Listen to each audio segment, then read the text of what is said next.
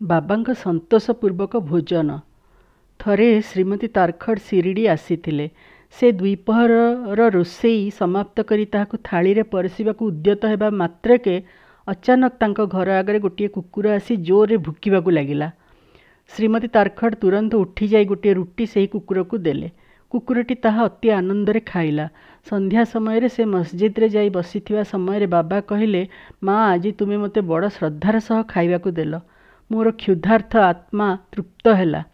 ସଦୈବ ଏହିପରି କର୍ମ କର, ଦିନେ ନା ଦିନେ ଏହାର ଉତ୍ତମ ଫଳ ମିଳିବ।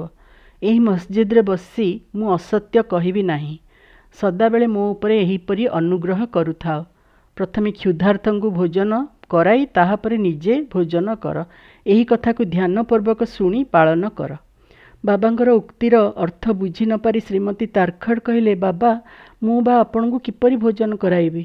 ମୁଁ ତ ନିଜ ଭୋଜନ ପାଇଁ ଅନ୍ୟମାନଙ୍କ ଉପରେ ନିର୍ଭରଶୀଳ ଏବଂ ମୋତେ ଭୋଜନ ଦ୍ରବ୍ୟ କ୍ରୟ କରିବାକୁ ପଡ଼ିଥାଏ।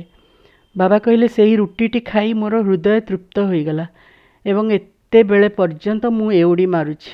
ତୁମେ ଭୋଜନ କରିବା ପୂର୍ବରୁ ଯେଉଁ କୁକୁରଟିକୁ ରୁଟି ଦେଲ ସେ ମୋର ସ୍ୱରୂପ ଅଟେ ଏବଂ ଏହି ପ୍ରକାର ଅନ୍ୟାନ୍ୟ ପ୍ରାଣୀମାନେ ମଧ୍ୟ ମୋର ସ୍ୱରୂପ ଅଟନ୍ତି।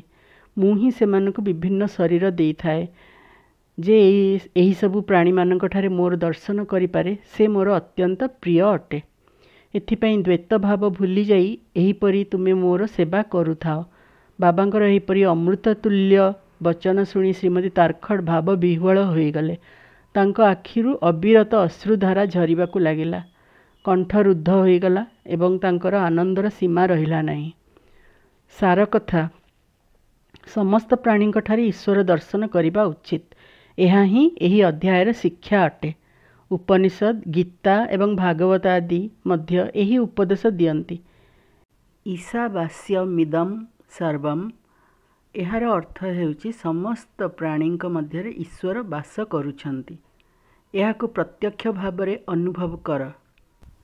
ଏହି ଅଧ୍ୟାୟର ଶେଷରେ ବର୍ଣ୍ଣିତ ସମସ୍ତ ଘଟଣା ତଥା ଅନ୍ୟାନ୍ୟ ଅନେକ ଘଟଣା ଯାହା ଏବେ ଲେଖାଯିବାକୁ ବାକି ଅଛି, ସ୍ୱୟଂ ବାବା ପ୍ରତ୍ୟକ୍ଷ ଉଦାହରଣ ଜରିଆରେ ଉପନିଷଦର ଶିକ୍ଷାକୁ କିପରି ପ୍ରୟୋଗ କରିବା ଉଚିତ ତାହା ସରଳ ଭାବରେ ବୁଝାଇ ଦେଇଛନ୍ତି। ଏହି ପ୍ରକାର ଶ୍ରୀ ସାଇବାବା ସମସ୍ତ ଧର୍ମଗ୍ରନ୍ଥର ଶିକ୍ଷା ପ୍ରଦାନ କରୁଥିଲେ। ଶ୍ରୀ ସଦ୍ଗୁରୁ ସାଇନାଥାର୍ପଣମସ୍ତୁ। ଶୁଭଂ ଭବତୁ।